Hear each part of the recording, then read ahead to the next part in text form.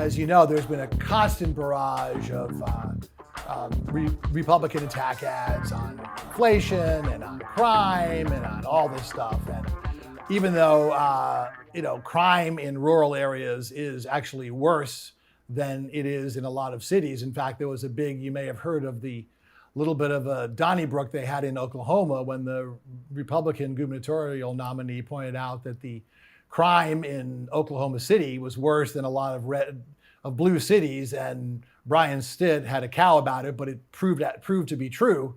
And also, I find it very hard to believe that a party that so says that it supports the police shrugs its shoulders when 140 cops got brutalized on January 6th. But putting that aside, once again, there are no policy prescriptions that I've seen from the GOP about how do you deal with crime. They just talk about open borders. They talk about runaway inflation. They talk about crime out of control. But as was the case in 2020, there's really no platform.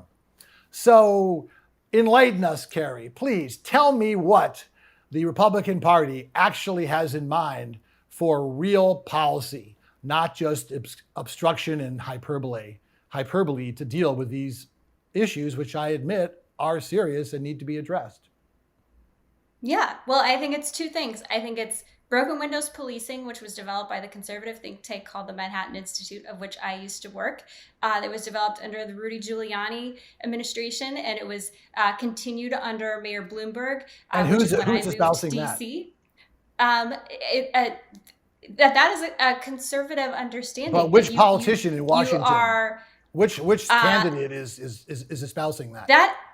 That's the whole concept of you don't handcuff the police, you don't defund the police. No, I agree with the policy. Policing.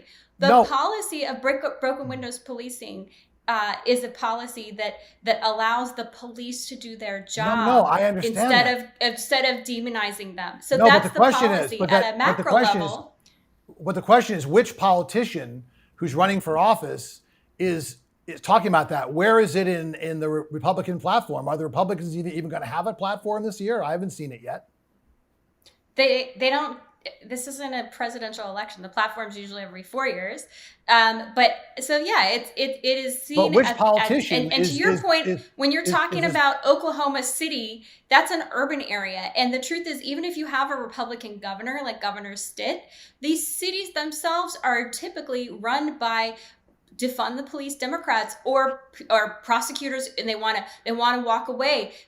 So yeah, that's another policy. Actually prosecute the crimes. This is part of why the New York governor race, it shouldn't even be close. It is so, the fact that Kathy Hochul is having to spend as much as she is and spend as much time as she is a testament to the fact that she's failed. Her prosecutors have failed. They're not actually doing what's under the law. I think that is a crisis of democracy. If you can't even, it's rejecting the victim's rights. So I mean, that's one piece of it. And then there's also the criminal justice reform, which the Trump administration led the way on in a bipartisan way on nonviolent criminal offenders. So I think you can walk and chew gum to be both prosecuting the crime and then also allowing for rehabilitation, especially for the low-level nonviolent offenders.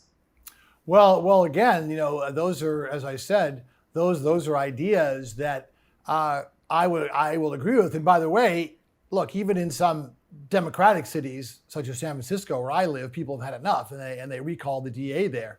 So I think there is some action. But my point is, you don't hear anything about this nationally from any of the people that are running for the House or the Senate. Okay, it's all about, you have to vote for us because we're not as bad as the Democrats. And to me, you have to give people a reason to vote for you, not just to vote against someone else. And so that's why I haven't seen any serious senatorial candidate talking about broken windows policing. And you're not able to name one that is. So I'm hoping, again, that if there is a real change of power here, that maybe once we get past the campaign, that some of these ideas that I think could be adopted on a bipartisan way will be proposed. But I'm not hopeful. Well, if you're wanting me to say there's a specific person who used that phrase, broken windows policing, as opposed to, yes, Herschel Walker has said we need to refund the police, we need to prosecute the crimes, then it's conceptually it's the same thing. You're splitting hairs, my friend. Actually, no. And by the way, there are maybe 3 Democrats in the entire country who have actually pushed defund the police. All right. Not This true. is again I sent you a 10-minute montage exaggeration. And Not again, true. refund the police, increase cops on the street. That's so trite. It's like, oh, well, let's end world hunger and make sure that everyone has medicine. Yeah, of course we want to do that, but I'm talking about specific policy ideas. And again, getting back to Herschel Walker, yet another